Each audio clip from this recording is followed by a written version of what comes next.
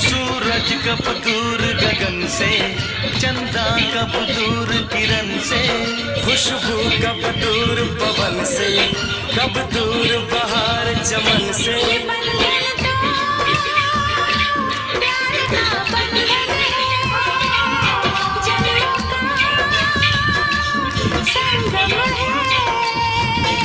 ये बंधन तो